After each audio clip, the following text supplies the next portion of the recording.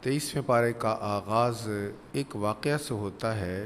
ये जिनका वाक़या है जिस हस्ती का, उनका नाम मुफस्सिरीन ने लिखा है हबीब बिन इसराइल। ये नज्जार थे, बढ़ई थे, इस वजह से बाज़ किताबों में इनका नाम हबीब नज्जार भी है। तो ये दौरे रिसालत आप सल्लल्लाहु अलैहि वसल्लम से बहुत पहले का वाक़या है। इस इलाक़े में 3 अंबिया किराम तशरीफ़ लाए। वो तीनों तबलीग करते रहे, लोगों को हक़ की तरफ बुलाते रहे, लोग इनकार करते रहे, हबीब तक भी पहुंच गए। हबीब 70 साल से बीमार था, हबीब बिन इसराइल, और 70 साल से बुतों का पुजारी भी था। बुतों की पूजा करता और उनको कहता मुझे ठीक कर दो।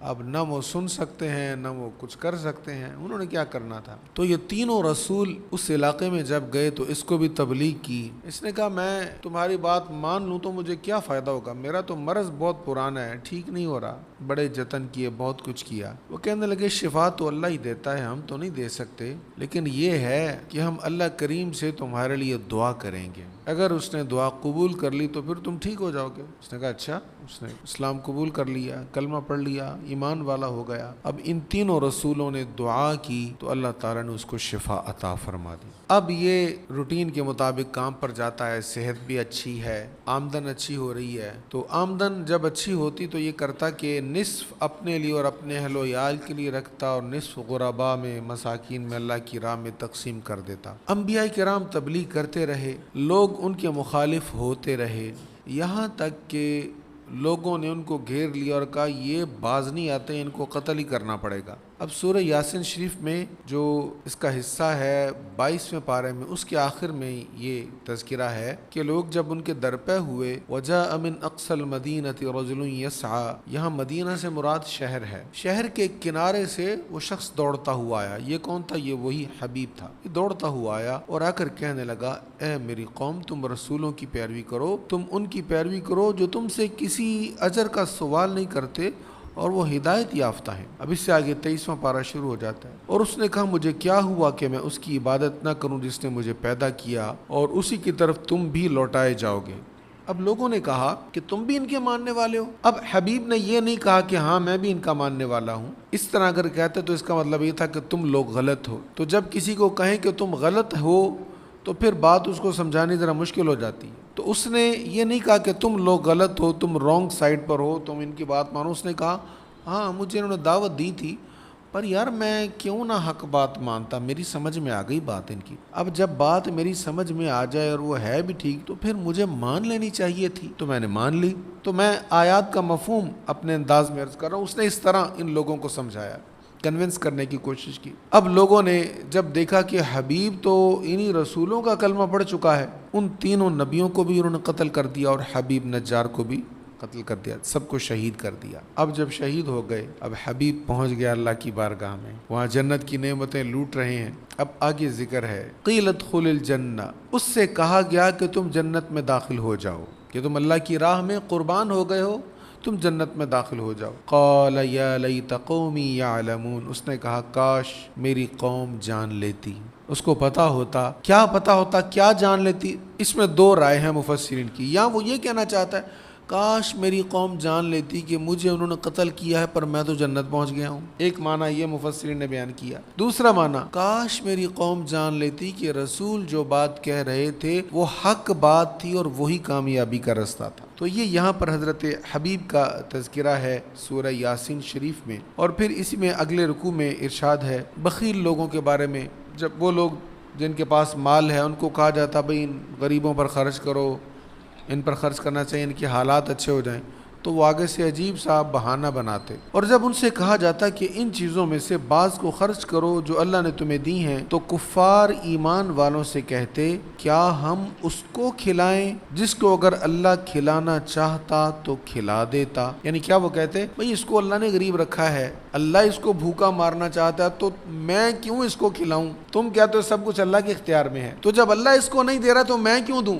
तुम मुझे गलत बात कह रहे हो, लिहाजा मैं उसी को खिलाऊंगा जिसको अल्लाह खिलाना चाहता है। तो इस तरह के नफ्स की चालों के शिकार लोग इस तरह के कई बहाने बनाते हैं। अब इसका जवाब क्या है? एक बंदे को अल्लाह ने गरीब रखा है तो उसको क्यों रखा है? उसको इसलिए गरीब रखा है कि उसकी आजमाइश गुर्बत में है, कि गरीब है, गुर्बत पर کتنا صبر کرتا ہے۔ اور ایک بندے کو امیر بنایا ہے، اس کی آزمائش اس امارت میں ہے کہ اس مال کو کہیں میرے خلاف تو نہیں استعمال کرنا۔ اب جب نفس کہتا ہے کہ برے کام پر خرچ کر، اب صبر کرتا ہے کہ نہیں کرتا؟ تو صبر تو دونوں کے لیے۔ جس کے پاس مال نہیں ہے اس کو قلت پر صبر ہے اس کے لیے، اور جس کے پاس مال ہے وہ اپنے مال سے ہر جائز اور ناجائز خواہش پوری کر سکتا ہے، خود کو اس بری خواہش سے روکنے پر صبر ہے۔ اور پھر امیر کا امتحان یہ ہے کہ وہ غریب کے حق کا خیال رکھے، اور غریب کا امتحان یہ ہے کہ غربت کے باوجود رب کی رضا پر راضی رہے۔ تو یہ رب کریم کا نظام ہے، اور اس نے نظام اس طرح چلایا ہے۔ قیامت کے دن سورہ یاسین شریف میں ہی اس سے اگلے رکوع میں بڑا اہم ارشاد ہے۔ حضور علیہ الصلوۃ والسلام نے ایک دن شان نزول سن لیں، سرکار علیہ الصلوۃ والسلام بیٹھے بیٹھے مسکرا پڑے۔ صحابہ نے پوچھی حضور آج کس بات پہ آپ مسکرائیں؟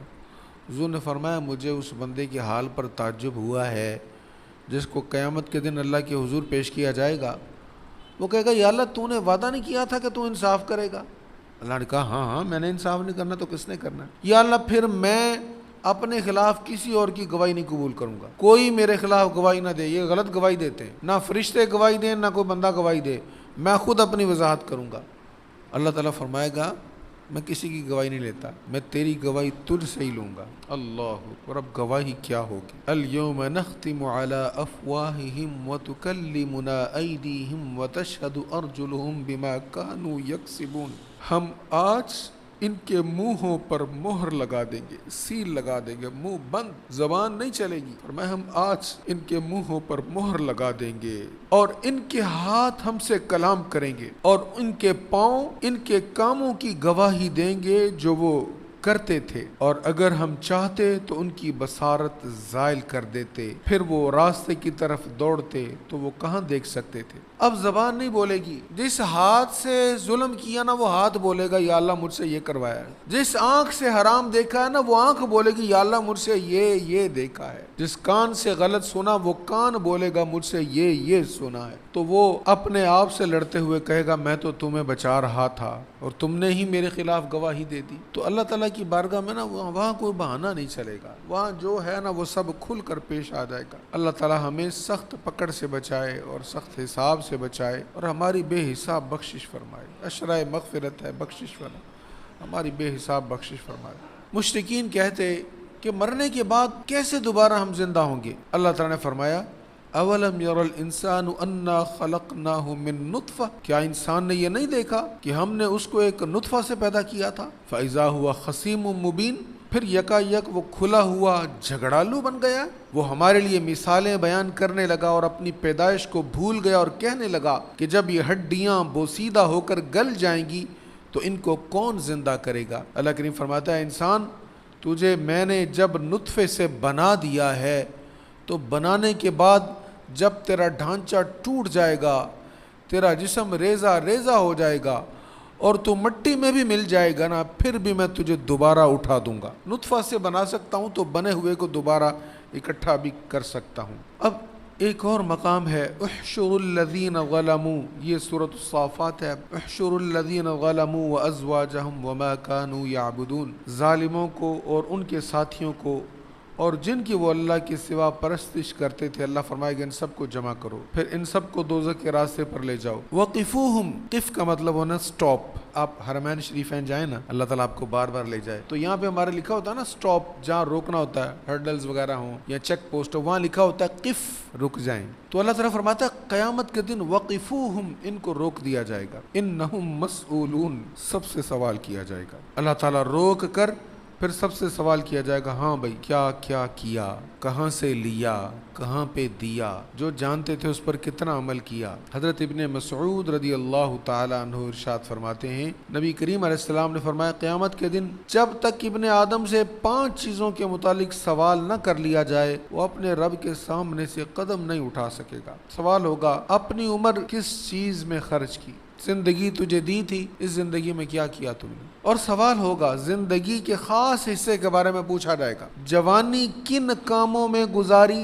بڑھاپے میں ہڈیاں چٹکنے لگ جاتی ہیں، بہت کچھ بندہ چاہتے ہوئے بھی نہیں کر پاتا۔ کچھ بزرگوں کو اس بات پر مچلتے تڑپتے دیکھا ہے، جی ڈاکٹر نے کہا اب سجدہ نہیں کرنا، نہیں تو نور چلا جائے گا آنکھوں کا، کیا کریں جی؟ لیکن جوانی میں تو انسان سب کچھ کر سکتا ہوتا ہے، اور جوانی میں ساری قوتیں بیدار ہوتی ہیں، اس لیے خاص جوانی کے بارے میں پوچھا جائے گا، جوانی میں کیا کیا کام کیے، کن کاموں میں جوانی گزاری، مال کہاں سے حاصل کیا اور کن جگہوں پر خرچ کیا، اور اپنے علم کے تقاضوں پر کتنا عمل کیا۔ اللہ کریم ہم سب پہ کرم فرمائے، ہمیں سخت حساب سے بچائے۔ جنتی لوگوں کے حالات کیا ہوں گے؟ جنہوں نے اللہ کی فرما برداری کی، اللہ کا کہا مانا، جو اللہ نے کہا کرتے رہے، اپنے طور پہ کوشش کرتے رہے رب کو منانے کی، رب کو راضی کرنے کی، ان کے لیے مقررہ روزی ہے، عمدہ میوے ہیں، اور وہ عزت دار ہوں گے فی جنات النعیم، نعمت والی جنتوں میں، علی سرر متقابلین، وہ ایک دوسرے کے سامنے تختوں پر مسند نشین ہوں گے، یطاف علیہم بکأس من معین، ان پر چھلکتی ہوئی شراب کا جام گردش کر رہا ہوگا، بیضاء لذۃ للشاربین، وہ شراب سفید اور پینے والوں کے لیے لذیذ ہوگی، لا فیہا غول ولا ہم عنہا ینزفون، نہ اس سے درد سر ہوگا اور نہ وہ اس سے بہکیں گے، اور ان کے پاس نیچی نظر رکھنے والی بڑی آنکھوں والی حوریں ہوں گی، گویا کہ وہ پوشیدہ انڈے ہیں۔ پس وہ جنتی ایک دوسرے کی طرف مڑ کر سوال کریں گے، ان میں سے ایک کہنے والا کہے گا، بے شک دنیا میں میرا ایک ساتھی تھا جو کہتا تھا کیا تو ضرور قیامت کی تصدیق کرنے والوں میں سے ہے؟ اب وہ آپس میں باتیں کریں گے، یار وہ ایک ہماری محفل کا ایک دوست ہوتا تھا، بیلی تھا ہمارا، وہ مانتا نہیں تھا قیامت کے بارے میں، تو وہ ہمیں بڑا حیران ہو کر کہتا تھا کہ تم قیامت کو مانتے ہو کہ قیامت آئے گی؟ اس کا تو پتہ کرو وہ کہاں ہے۔ وہ کیا کہتا تھا، کیا جب ہم مر جائیں گے اور مٹی ہو جائیں گے، ہڈیاں ہو جائیں گے، تو کیا اس وقت ضرور ہم کو بدلہ دیا جائے گا؟ اب وہ ساتھی آپس میں باتیں کر رہے ہیں، تو ایک ساتھی کہے گا هل انتم مطلعون، وہ کہے گا کیا تم اس کو جھانک کر دیکھنے والے ہو، دیکھنا چاہتے ہو اس کو؟ فاطلع فرآہ فی سواء الجحیم، سو وہ اس کو جھانک کر دیکھے گا تو اس کو دوزخ کے درمیان میں دیکھے گا۔ اب آپ کو پتا ہے جنت کہاں ہے؟ نہایت بلندیوں پر، اور دوزخ کہاں ہے؟ نہایت پستیوں پر۔ اب ہماری نگاہ جو ہے یہ جنت تک نہیں جا سکتی، اب یہاں سے نیچے دیکھیں تو دوزخ تک بھی نہیں جا سکتی، لیکن اہل جنت جنت میں ہیں، وہاں سے نیچے دیکھیں گے اتنی بلندی سے اتنی پستی تک دوزخ میں جو گرا ہوا ہے اس کو دیکھ بھی لیں گے اور پہچان بھی لیں گے۔ آپ کسی اونچے پہاڑ پر ہوں، کسی اونچی جگہ پر ہوں، نیچے آپ کو چھوٹے چھوٹے لوگ نظر آ رہے ہیں تو لوگ تو نظر آ جائیں گے، لیکن آپ پہچان نہیں پائیں گے یہ کون ہے کون نہیں ہے۔ تو ان کی نظر اہل جنت کی اتنی تیز ہوگی، وہ دیکھ بھی لیں گے، پہچان بھی لیں گے۔ ارے اہل جنت کی نظر اتنی تیز ہے تو جنتیوں کے آقا کی نظر کتنی تیز ہے؟ حضور کی نظر کا یہ عالم ہے، نماز پڑھا رہے ہیں اور تھوڑے سے قدم آگے بڑھاتے ہیں اور ایسے کر کے اوپر ہاتھ کرتے ہیں، پھر چھوڑ دیتے ہیں۔ صحابہ کرام نے عرض کی حضور یہ آج نماز میں کیا ہوا؟ آپ نے قدم تھوڑا سا آگے بڑھایا، ہاتھ بلند کیا، پھر ہاتھ نیچے کر لیا، یہ کیا تھا؟ کریم آقا نے فرمایا میں نماز پڑھا رہا تھا نا تو میری ایسے نظر گئی جنت میں۔ کیا دیکھا؟ جنت کو دیکھا۔ اچھا جنت میں انگور لگے تھے، بڑے اچھے لگے مجھے، تو میں نے یوں ہاتھ کر کے ان کو پکڑ لیا، انگوروں کو میں نے پکڑ لیا، میں نے چاہا کہ میں توڑوں، پھر میں نے کہا نہیں جنت کی چیز پوشیدہ ہی رہے تم سے، اگر میں توڑ لیتا تم کھاتے رہتے، وہ کبھی بھی ختم نہ ہوتے۔ تو کریم آقا کی نگاہ کا یہ عالم ہے، جس طرف اٹھ گئی دم میں دم آ گیا، اس نگاہ عنایت پہ لاکھوں سلام، لاکھوں سلام۔ وہ اس کو جھانک کر دیکھے گا، دوزخ کے درمیان میں دیکھے گا، قالت اللہ ان کدت لتردین، سو وہ اس سے کہے گا اللہ کی قسم قریب تھا تو مجھے ہلاک کر دیتا، تو بڑی باتیں کیا کرتا تھا، بڑے دلائل مجھے دیا کرتا تھا کہ مرنے کے بعد کوئی قیامت نہیں ہے، تو اچھا ہوا میں بچ گیا، میں تیری باتوں میں نہیں آ گیا، تیری باتوں میں آ جاتا، جہاں تو ہے آج میں بھی وہاں پر ہوتا۔ وَلَوْلَا نِعْمَةُ رَبِّي لَكُنْتُ مِنَ الْمُحْضَرِينَ، اور اگر مجھ پر میرے رب کا احسان نہ ہوتا تو میں بھی دوزخ میں پڑا ہوتا۔ جنتی لوگ فرشتوں سے کہیں گے کیا اب ہم مرنے والے نہیں ہیں؟ دنیا میں تو ہم پہ موت آئی تھی، اب تو نہیں موت آنی نا، سوا اس پہلی موت کے، اور کیا ہم کو عذاب نہیں دیا جائے گا؟ وہ آگے سے کہیں گے نہیں بھی نہیں، بس موت والا معاملہ ختم، اب جنت میں آ گئے ہو تو ہمیشہ جنت میں ہی رہو گے، وہ مختصر زندگی ختم ہو گئی، اب اصل زندگی تمہاری شروع ہو گئی ہے۔ جب یہ ہوگا نا تو پھر وہ کیا کہیں؟ ان ھذا لہو الفوز العظیم، وہ کہیں گے پھر تو بے شک یہ بہت بڑی کامیابی ہے، یہ بہت بڑی کامیابی ہے۔ اور پھر اگلی بات کیا ہے؟ وہ آج کی ہماری زندگی کے لیے سبق ہے۔ وہ کیا کہیں گے؟ لِمِثْلِ هَذَا فَلْيَعْمَلِ الْعَامِلُونَ، ایسی کامیابی کے لیے عمل کرنے والوں کو عمل کرنا چاہیے۔ اتنی عظیم الشان نعمت، او بھئی اس کے لیے تو پھر کام کرنا چاہیے، اس کے لیے تو محنت کرنی چاہیے۔ اللہ تعالی ہمیں اس کی توفیق نصیب فرمائے۔ حضرت سیدنا ابراہیم خلیل اللہ علیہ السلام کو خواب آتا ہے۔ کیا خواب آتا ہے؟ بیٹے کو ذبح کر رہے ہیں۔ اب انبیاء کا خواب بھی وحی کی ایک صورت ہوتا ہے، ایسے نہیں وہ اضغاث و احلام کہ منتشر خیالات تھے یا جو سوچتے رہے وہ خواب میں آ گیا۔ ہمارے ہاں ہوتا ہے ایسا، ہم جو چیز سوچتے رہتے ہیں ہمارے خواب میں آ جاتی۔ وہ چاہا تھا سنگ دل محبوب قدموں میں آئے، تو ویسے تو نہیں آیا، خواب میں قدموں میں آ گیا۔ تو ہماری خواہشات کبھی ہمیں خواب میں مکمل ہوتی نظر آتی، کبھی ہماری جسمانی جو محسوسات ہوتی ہیں نا، ہماری فیلنگ ہوتی ہے، وہ بھی خواب میں آ جاتی ہے۔ آپ سخت سردی محسوس کر رہے ہیں، اے سی چل رہا ہے اور سخت سردی لگ رہی، تو آپ خواب میں محسوس کریں گے کہ آپ شاید برفانی علاقے میں ہیں، حالانکہ وہ آپ کا جسم محسوس کر رہا ہے اس کو، تو وہ آپ کے خیالات بن گئے۔ اور کبھی منتشر خیالات بھی، ہمارے جو دماغ ہے نا، اس کا ایک بہت بڑا سٹور ہے، اس کے اندر اتنی چیزیں ہیں کہ دنیا جہان اس کے اندر سما سکتا ہے، تو وہاں سے کچھ چیزیں کبھی گڈمڈ ہو کر مکس ہو کر ہمارے شعور میں خواب بن کر آ جاتی ہیں۔ تو یہ منتشر خیالات ہوتے ہیں، جس کو اضغاث و احلام کہا گیا، جہاں پر وہ حضرت یوسف علیہ السلام کے واقعہ میں بادشاہ کا جہاں پہ خواب ہے، تو اس کو لوگوں نے کہا تھا اضغاث و احلام، تیرے منتشر خیالات۔ انبیاء کے خواب ایسے نہیں ہوتے، ان کا جو بھی خواب ہوتا ہے وہ رب کریم کی طرف سے پورا میسج اور پیغام ہوتا ہے۔ تو آپ نے خواب دیکھا بیٹے کو ذبح کر رہے ہیں، ایک بار نہیں دیکھا، ایک سے زیادہ بار دیکھا، جب زیادہ بار دیکھا تو سمجھ گیا اب حکم یہ ہے کہ بیٹے کو ذبح کیا جائے۔ اب بیٹے سے کتنا پیار ہے، اللہ اکبر۔ رب ہب لی من الصالحین، ابھی بیٹا پیدا نہیں ہوا، دعا مانگتے ہیں، اے میرے رب مجھے نیک بیٹا عطا فرما۔ فبشرناہ بغلام حلیم، اللہ فرماتا ہے ہم نے ان کو ایک بردبار لڑکے کی بشارت دی۔ وہ لڑکا کون تھا؟ سیدنا اسماعیل علیہ السلام۔ اب یہاں تک یہ ذکر ہے، اب وہ بچہ پیدا ہوا، پھر حکم ہوا اس کو وادٍ غیر ذی زرع میں چھوڑائیں، ماں سمیت چھوڑائے، پھر اجازت ہوئی کہ چلو ٹھیک ہے آپ ملنے کے لیے چلے جائیں۔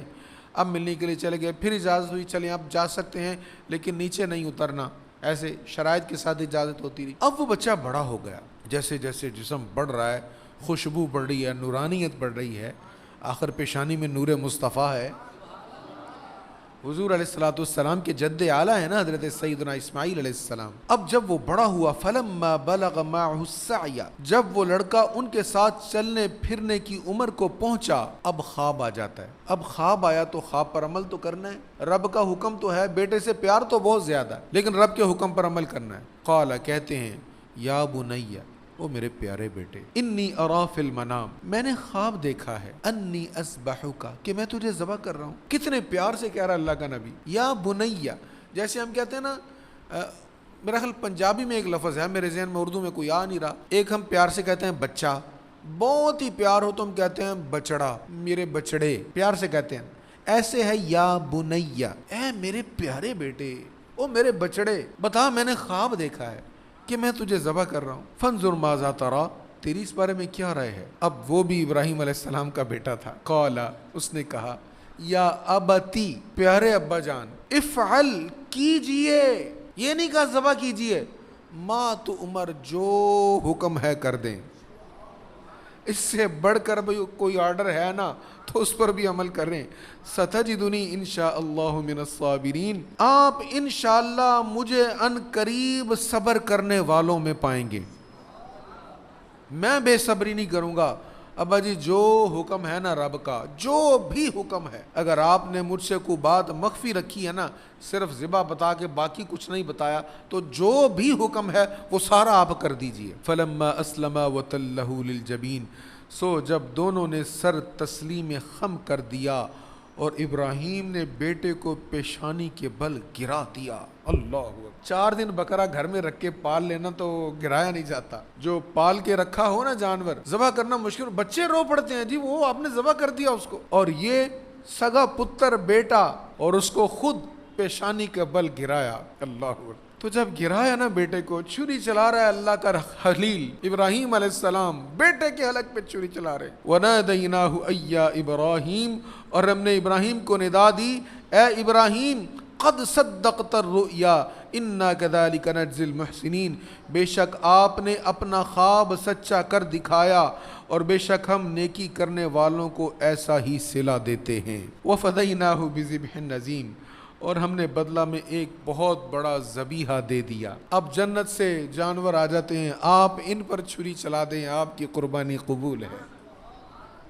اس لیے کریم آقا صلی اللہ علیہ وسلم نے کہا، میں 2 ذبیحوں کا اولاد ہوں، ان کی اولاد ہوں، ایک تو حضرت سیدنا اسماعیل اور ایک حضور علیہ السلام کے والد گرامی، ان کو بھی ذبح کرنے کا ایک بار پلان ہوا تھا، وہ سیرت النبی کی سیریز میں وہ بیان ہو چکا ہے۔ اب سورۃ الصافات کی آخری 3 آیتیں بڑی جامع معنی آیتیں۔ سبحان ربک رب العزت عما یصفون وسلام علی المرسلین والحمد للہ رب العالمین، آپ کا رب غالب ہے اور ہر اس عیب سے پاک ہے جس کو وہ بیان کرتے ہیں۔ کفار و مشرکین جو بیان کرتے ہیں نا اس کے بارے میں، اللہ تعالیٰ ہر عیب سے پاک ہے۔ اللہ تعالیٰ کے ہم پر جو حقوق ہیں نا، ان میں سب سے بڑا حق یہ ہے کہ ہم اس کو ہر عیب سے پاک مانیں۔ وَسَلَامٌ عَلَى الْمُرْسَلِينَ، اور رسولوں پر سلام ہو۔ رب کریم بتا رہا ہے کہ رسول اتنی شان والے ہیں کہ ان پر سلام بھیجنا چاہیے، رسولوں پر سلام ہو۔ وَالْحَمْدُ لِلَّهِ رَبِّ الْعَالَمِينَ، اور تمام تعریفیں اللہ ہی کے لیے ہیں جو تمام جہانوں کا رب ہے۔ حضرت سیدنا علی المرتضیٰ رضی اللہ تعالیٰ عنہ نے فرمایا، جو شخص یہ پسند کرتا ہو کہ قیامت کے دن اس کے اعمال کا وزن بڑے اعلی پیمائش میں کیا جائے، اسے چاہیے کہ وہ اپنی گفتگو میں یہ 3 آیتیں پڑھا کرے، سبحان ربک رب العزت عما یصفون وسلام علی المرسلین والحمد للہ رب العالمین۔ قرآن مجید فرقان حمید پر عمل کرنے والے بھی ہیں، نہیں بھی عمل کرنے والے، اس کو ماننے والے بھی ہیں، نہیں بھی ماننے والے۔ اللہ تعالیٰ فرما رہا ہے کہ عقل مند کون ہے؟ کتاب انزلناہ الیک مبارک لیدبروا آیاتہ ولیتذکر اولو الالباب، قرآن برکت والی کتاب ہے جس کو ہم نے آپ کی طرف نازل کیا ہے تاکہ یہ لوگ اس کی آیتوں میں غور و فکر کریں اور صاحبان عقل اس سے نصیحت حاصل کرتے ہیں۔ اس سے معلوم ہوا جو قرآن مجید سے نصیحت حاصل کرتا ہے وہ عقل مند ہے، اور جو نصیحت حاصل نہیں کرتا اس کی عقل کسی کام کی نہیں ہے۔ وہ ایک سادہ سے عشق دے چلے نمبر لے گئے، عقل مند ہیں وہی عمرہ گالیاں، تو وہ عمر گال رہا ہے جو قرآن کو نہیں مان رہا، وہ کوئی عقل مند نہیں ہے۔ عقل مند وہی ہے جو قرآن کو مان رہا ہے، قرآن کو سمجھ رہا ہے۔ حضرت سیدنا آدم علیہ السلام کا واقعہ آج بھی بیان ہوا، اور پھر ذکر ہوا کہ سب فرشتوں نے آدم علیہ السلام کو سجدہ کیا، ابلیس نے سجدہ نہیں کیا۔ اللہ نے پوچھا تو نے سجدہ کیوں نہیں کیا؟ اس نے کہا انا خیر منہ، میں اس سے بہتر ہوں۔ تو اس کی سرکشی کا سبب کیا تھا؟ کبر، تکبر کیا اس نے، غلط اس کا خیال تھا، وہ بہتر تو نہیں تھا۔ اس نے کہا خلقتنی من نار وخلقتہ من طین، تو نے اس کو مٹی سے بنایا، مجھے آگ سے بنایا، تو آگ بہتر ہے، تو آگ بہتر تو نہیں ہے۔ تو جب بندہ غلط کام کرتا ہے نا تو اس کی عقل میں بھی فطور آ جاتا ہے۔ آگ کس کام کی ہے؟ آگ کا کام تو جلانا ہے۔ جہاں آگ لگتی ہے قیمتی سے قیمتی چیز کو بھی تباہ کر کے رکھ دیتی ہے۔ آگ کا صرف ایک فائدہ ہے کہ آگ سے ہم سردیوں میں تھوڑی سی تمازت حاصل کر لیتے ہیں، یا اسے ہم کھانا پکا لیتے ہیں، لیکن وہاں بھی اگر وہ تیز ہو جائے تو کھانے کو جلا دیتی ہے، اور گھروں میں وہاں بھی آگ لگتی ہے جہاں پہ ہم ہیٹ حاصل کر رہے ہوتے ہیں۔ تو یہ آگ کے فوائد تھوڑے ہیں، نقصان کتنے ہیں، لیکن مٹی کے فائدے ہی فائدے ہیں۔ مٹی سے ہم جو کچھ بھی کھاتے ہیں مٹی سے اگتا ہے، مٹی سے آتا ہے۔ اگر ہم جانوروں کو کھاتے ہیں تو ان کی غذا بھی مٹی سے آتی ہے، اور پھر مٹی کو اپنا وجود برقرار رکھنے کے لیے کسی چیز کی ضرورت نہیں، کیونکہ اس کا حصہ زمین ہے۔ آگ کو جلانے کے لیے مٹی کی ضرورت ہے، یہاں تو مٹی کے اوپر رکھو گے یا کسی چیز کے اوپر رکھو گے، جس پر رکھو گے اس چولہے کو مٹی کے اوپر رکھو گے، آگ تو مٹی کی محتاج ہے۔ تو علماء نے بہت ساری مٹی کی فضیلتیں بیان کی ہیں اور آگ کی فضیلت نہیں، لیکن اس کے دل میں چونکہ کبر آ گیا تھا اور اللہ کے نبی کی تعظیم نہیں آئی تھی، اس لیے اس کی عقل بھی خراب ہو گئی اور اس کا عمل بھی خراب ہو گیا، اللہ نے اس کو نکال دیا۔ اس نے کہا تیری عزت کی قسم میں ضرور ان سب کو گمراہ کر دوں گا۔ قال فبعزتک لاغوینہم اجمعین، اس نے کہا بس تیری عزت کی قسم میں ضرور ان سب کو یعنی انسانوں کو گمراہ کر دوں گا، الا عبادک منہم المخلصین، سوا ان کے جو ان میں سے تیرے مخلص بندے ہیں۔ اخلاص بہت طاقتور چیز ہے، مخلصین کو گمراہ نہیں کر پاؤں گا، شیطان نے اقرار کر لیا، اس نے مانا کہ جو اخلاص والا ہے اس کو میں گمراہ نہیں کر پاؤں گا، اس لیے اخلاص کی بہت زبردست طاقت ہے۔ اور یہاں سے ایک اور چیز بھی علماء نے بیان فرمائی کہ دیکھیں اس کو پتا تھا کہ میں اخلاص والوں کو گمراہ نہیں کر سکوں گا، تو اس نے یہ نہیں کہا میں ان کو گمراہ کروں گا، کیونکہ اگر وہ کہتا کہ میں ان کو گمراہ کروں گا تو گمراہ اس سے ہونے نہیں تھے، تو پھر اس کی بات جھوٹ ہو جاتی۔ تو جھوٹ ایک ایسا عمل ہے، شیطان نے بھی کہا میرا جھوٹ پکڑا جائے گا۔ ایک انسان ہے، اس کو پتہ بھی ہوتا ہے کہ جھوٹ پکڑا جانا ہے، پھر بھی جھوٹ بولتا ہے۔ کتنا بڑا ملک ہے اور کتنا خود کو فخر کرتے ہیں کہ ہم یو ایس کے شہری ہیں، اور سب سے بڑا عہدیدار جھوٹ پہ جھوٹ بولے جا رہا ہے، اس کو پتہ ہی نہیں ہے میں نے کس لیے حملہ کیا، جھوٹ پہ جھوٹ بولے جا رہا ہے، اور اپنے غلط کاموں کے لیے، دہشت گردی کے لیے، حرام کاموں کے لیے، ایسے غلط کام ان کی قوم بھی جن کو غلط کہتی ہے، روزانہ بیان بدلتا ہے۔ دیکھیں یہ جو اسلام پر تنقید کرتے ہیں، نبی پاک علیہ السلام پر طرح طرح کی باتیں کہتے ہیں، اور اسلام کو کہتے ہیں فنڈامنٹلسٹ ہیں، ٹیررسٹ ہیں، پتہ نہیں کیا کیا کہتے ہیں، سب سے بڑے دہشت گردی یہ خود لوگ ہیں، سب سے بڑی دہشت گردی یہ لوگ خود کرنے والے ہیں۔ ذرا دیکھیں کتنے انسانوں کو انہوں نے بے گناہ مارا ہے۔ عراق میں جب حملہ کیا تو کوئی نہ کوئی بہانہ تو تھا نا، جن کے پاس ویپنز ہیں، اور وہ ویپنز جو ہے نا وہ دنیا کے لیے بڑے نقصان دہ ہیں، تو عراق کے کتنے لاکھوں لوگوں کو شہید کر دیا، لاکھوں لوگ ابھی تک پریشان ہیں، لیکن وہ ویپن ابھی تک نہیں ملے۔ کتنی بڑی بد اخلاقی ان لوگوں کی، اور آج تک یہ معافی بھی نہیں مانگ سکے، اور اب تو ان کے پاس تو کوئی جواز بھی نہیں ہے حملہ کرنے کا ایران پر، اور یہ حملہ کیا ہوا ہے۔ اور یہ سب چیزیں اس بات کی طرف ہمیں متوجہ کرتی ہیں کہ وَأَعِدُّوا لَهُم مَّا اسْتَطَعْتُم مِّن قُوَّةٍ، جو تم سے ہو سکتا ہے اپنے اور اللہ کے دشمن کے لیے وہ ہتھیار تیار رکھو۔ دنیا میں کہتی رہی بھی تمہیں کیا ضرورت ہے اتنے مہنگے ہتھیار کی، ایٹمی ہتھیار کی، لیکن الحمدللہ پیٹ کاٹ کے قوم نے ہتھیار بنایا نا، آج عزت کے ساتھ کھڑے ہوئے ہیں۔ یہ چاروں طرف سے اس سے بڑھ کر بھی دشمن آ جائیں لیکن پاکستان کو کوئی نقصان نہیں پہنچنے والا انشاءاللہ۔ لیکن ایک بات میں پھر کہوں گا، آپس میں متحد رہیں، آپس کا اتحاد سب سے بڑا ہتھیار ہے۔ بس آخری بات، قرآن کریم بہترین کلام ہے، اللہ تعالیٰ فرما رہا ہے اللہ نے بہترین کلام نازل کیا جس کے مضامین ایک جیسے ہیں، بار بار دہرائے ہوئے ہیں، اس سے ان کے جسموں کے رونگٹے کھڑے ہو جاتے ہیں جو اپنے رب سے ڈرتے ہیں، پھر ان کے جسم اور ان کے دل اللہ کے ذکر کے لیے نرم ہو جاتے ہیں۔ یہ اللہ کی ہدایت ہے، وہ جس کو چاہتا ہے اس کی ہدایت دیتا ہے، اور جس کو اللہ گمراہی پر چھوڑ دے اس کو کوئی ہدایت نہیں دیتا۔ اللہ اکبر۔ حضرت عباس رضی اللہ عنہ بیان کرتے ہیں رسول اللہ صلی اللہ علیہ وسلم نے فرمایا جب خوف خدا سے کسی بندہ کے جسم کے رونگٹے کھڑے ہو جاتے ہیں تو اس کے گناہ اس طرح جھڑ جاتے ہیں جیسے خزاں رسیدہ درخت کے پتے جھڑ جاتے ہیں۔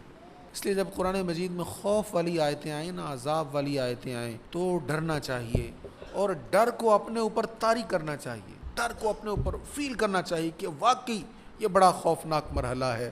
اور جب آیتیں ہیں رحمت والی، جنت والی، تو پھر خوش ہونا چاہیے اور امید لگانی چاہیے کہ کریم اللہ ضرور کرم فرما دے گا۔ وآخر دعوانا الحمدللہ رب العالمین۔